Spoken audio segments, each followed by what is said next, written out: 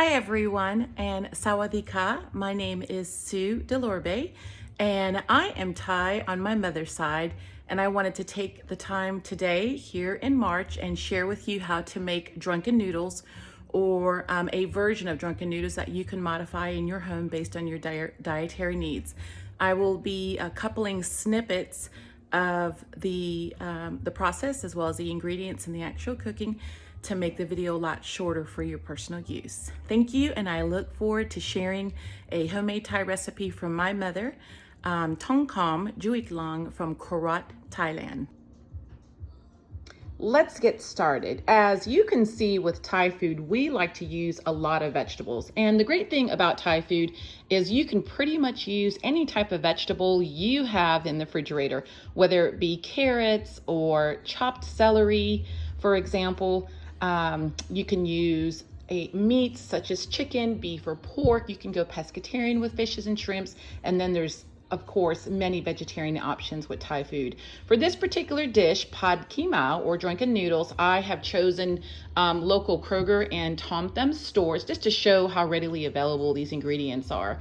I'm using a chopped mustard green. I like to buy my vegetables whole and fresh. I rinse them and chop them so I can use them at the size and length that I need. I'm going to be preparing a chicken pad KeeMow since my family does love chicken. Please note that this chicken has already been chopped.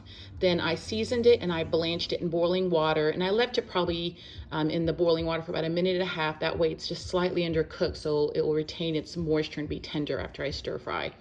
I've included a bok choy, broccoli, green onion, some cilantro, a yellow onion, red onions, some shiitake mushrooms, which I purchased dried. I then soak them and then slice them afterwards for their freshness. And then I'm going to throw in a little bit of cabbage. And you can use as little or as less vegetables, meats, as you choose. Let's go ahead and walk over here to the other side because I don't have much counter space. This is actually a wide noodle. This wide noodle is, this particular wide noodle is a rice noodle, and you can actually purchase some of these items in Kroger's, particularly trying to focus on a rice noodle. Back here is just egg whites that I've scrambled ahead of time because I'm going to add a little bit of extra protein to the noodles. Additionally, I am going to be using fresh lime juice, a lot of garlic. We use a lot of garlic in Thai food. In a moment here, I'm going to show you the easiest way to deshell your garlic. Garlic is used in a lot of Thai dishes. It adds a lot of flavor, and it's very inexpensive, especially when we purchase garlic at Asian markets. We tend to get a better bargain for our purchase. So to get started with deshelling your garlic, I simply take my garlic, I add it to an old or just fairly new spaghetti jar, for example, and go ahead and tighten the jar, which I'm doing very well with one hand.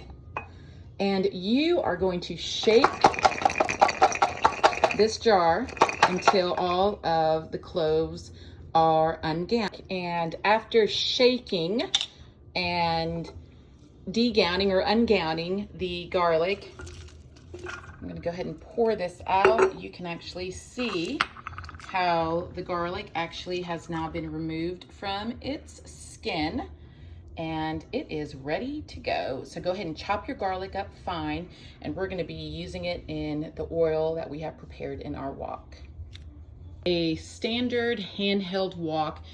This is approximately a 12-inch wok that I purchased from an Asian market. Those are Heap Thai, for example, or H Mart, which are predominantly in Carrollton and the Arlington area when we first came to Dallas. And I'm actually just going to season, and that in this case is just oil, my pan or my wok with just a Mazola canola oil.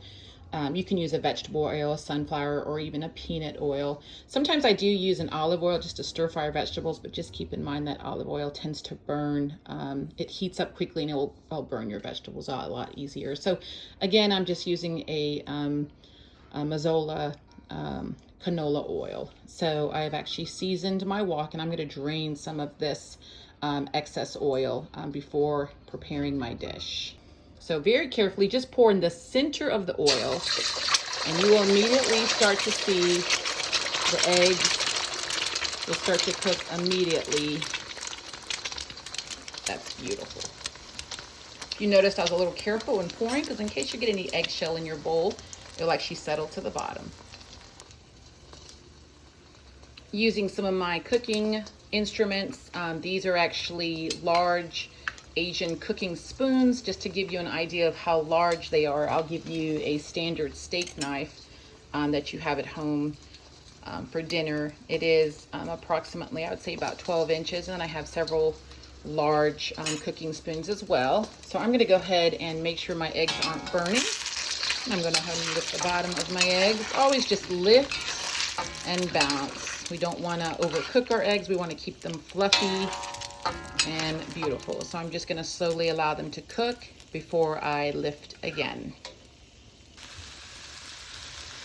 As you can see, I've just been lifting my eggs, and they are now just a beautiful egg white.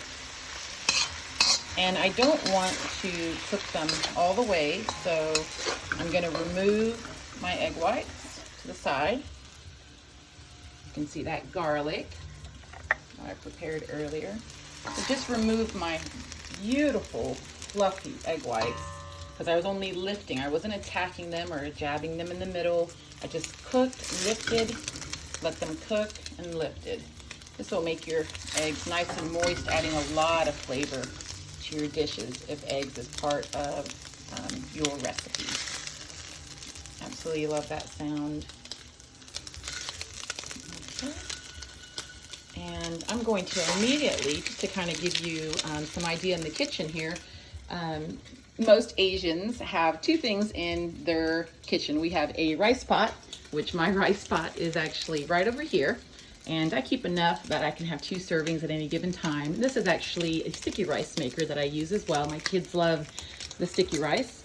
You go ahead and turn off the stove, turn it down. But we also keep just a bowl of water. I use Dawn soap, and I always have a hot bowl of water that I use to immediately cook and clean dishes in this thing.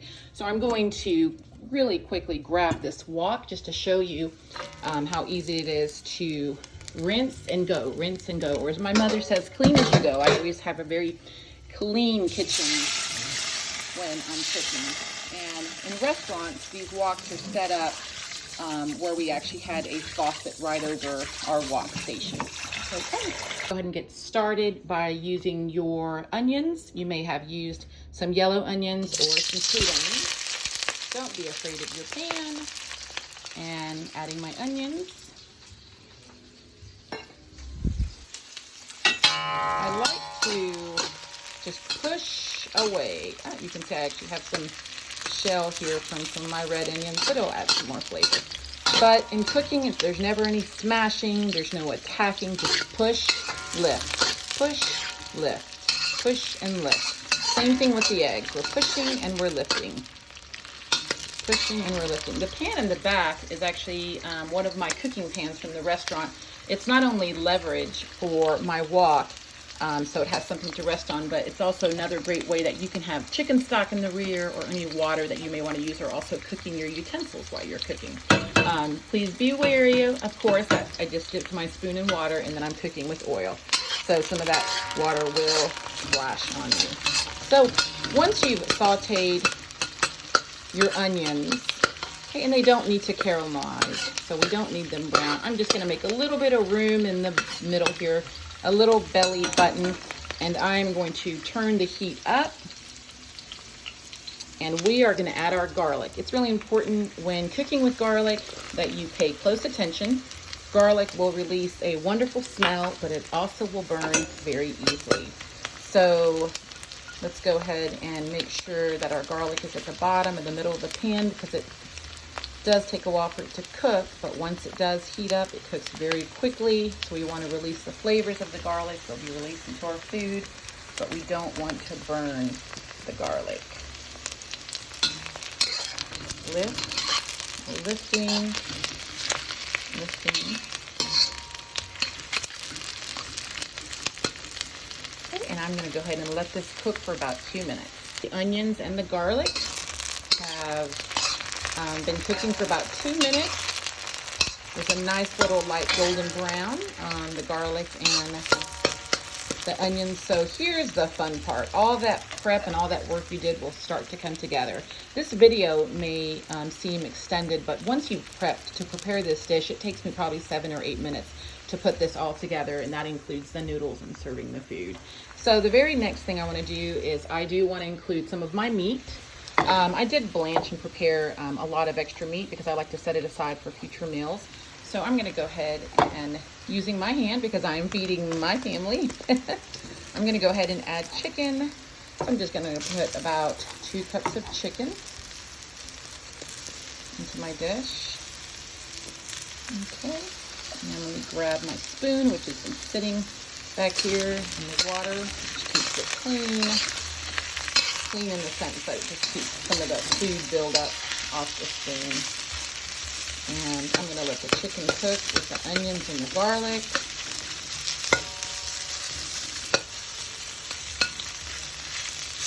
Keep in mind, this is not raw chicken. This is chicken that I've sliced. I removed all of the fat and the bristles or cartilage. I then seasoned it. I used the garlic powder, sea salt, and black pepper. Then I blanched it in boiling water for less than 2 minutes, so it's just slightly undercooked. That way it can be moist and tender once I actually serve it. Now that my chicken is lightly and golden brown, I don't want to overcook the chicken because we don't want it to get tough. In this case, we want to keep it moist. So again, I'm going to make a little belly button, and I'm going to go ahead and start throwing in my greens that I chose. This is about 3 cups of broccoli. Broccoli tends to wilt very quickly, so you can use a lot more of it. It won't be so roomy once it takes to the heat. I'm going to throw in my bok choy. I am going to grab just handfuls of the mustard green just so it doesn't get too messy.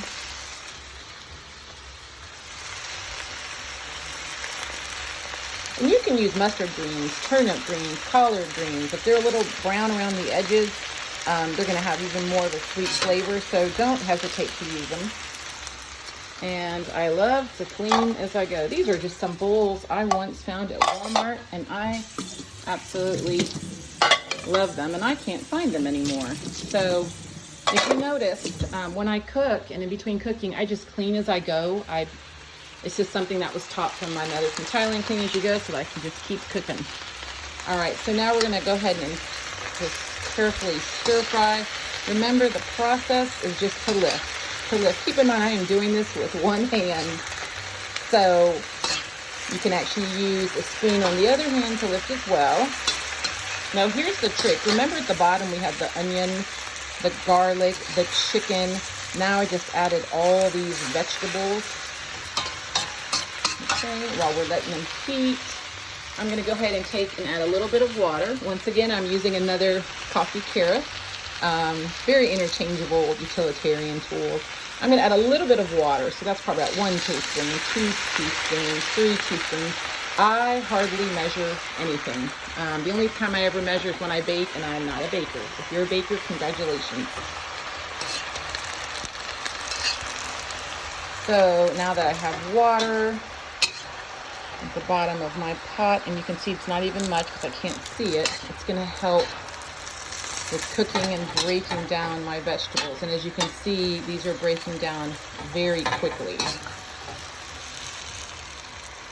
I'm going to go ahead and add some shiitake mushrooms. You can use baby bell mushrooms, white mushrooms, and I'm forgetting the name of those mushrooms that actually, the little button mushrooms. So there's many different types of mushrooms that you can use. So I'm going to use these to add flavor.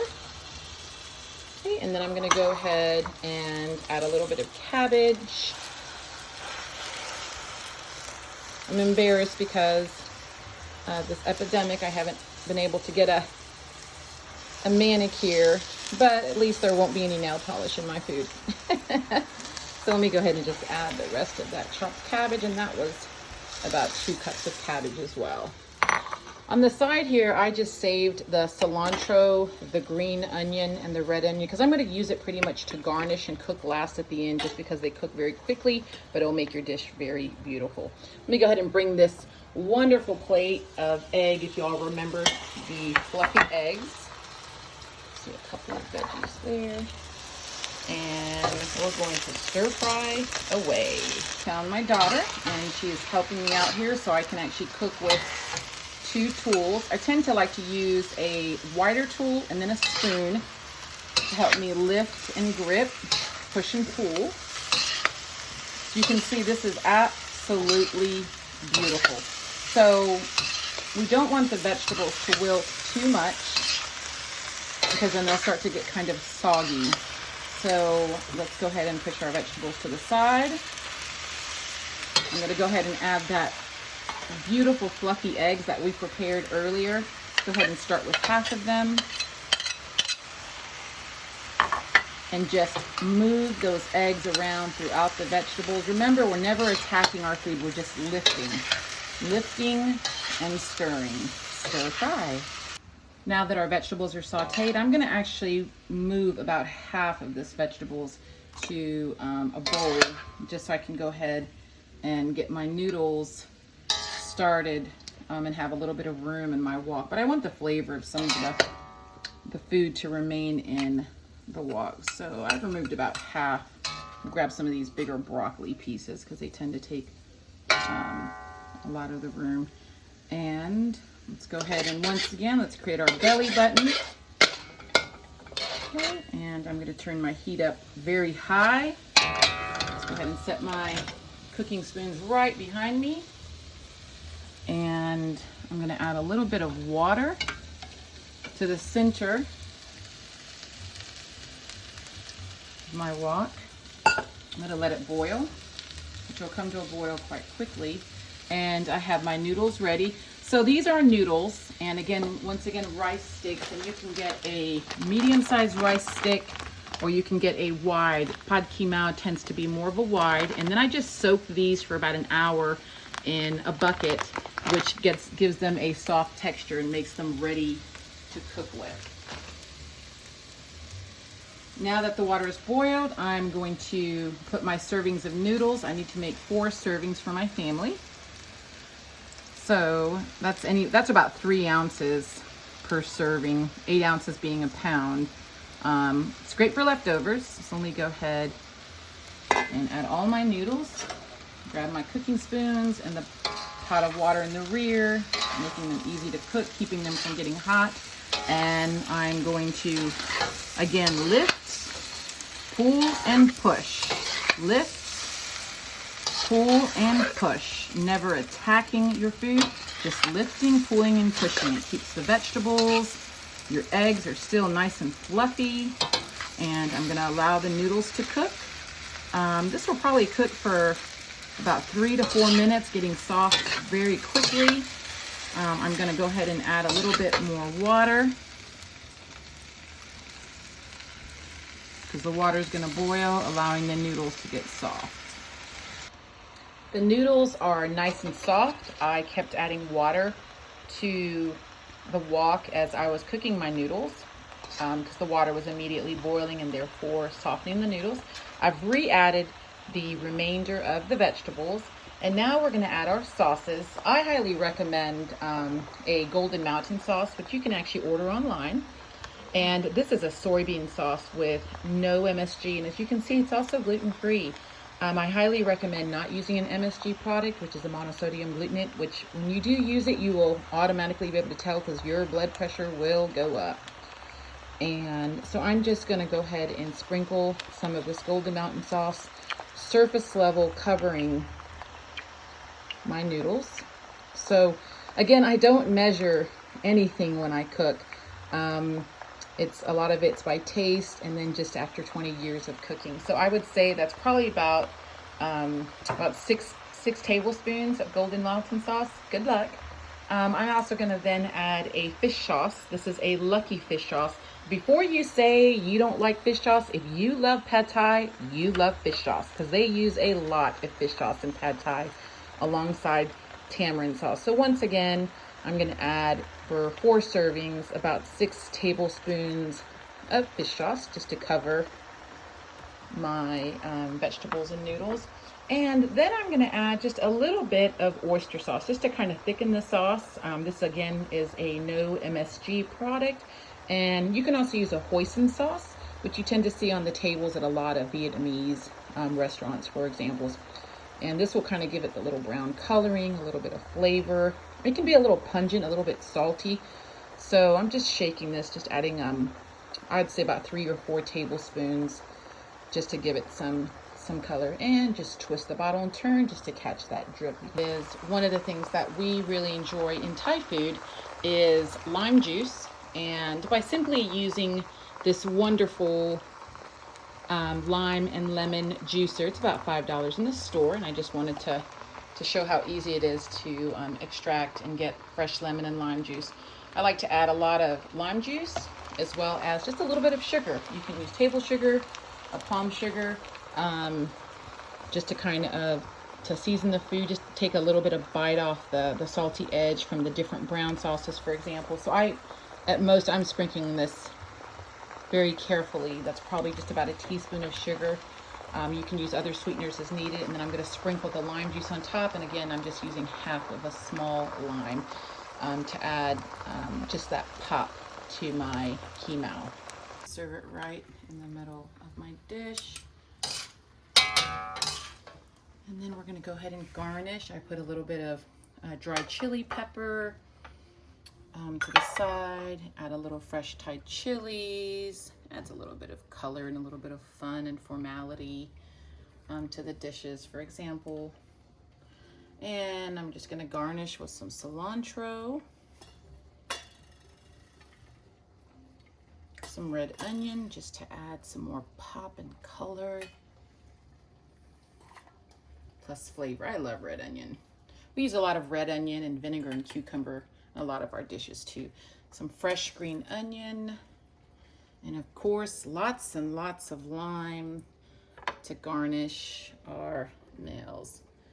And now we have created our pad KeeMow, or drunken noodles. Enjoy!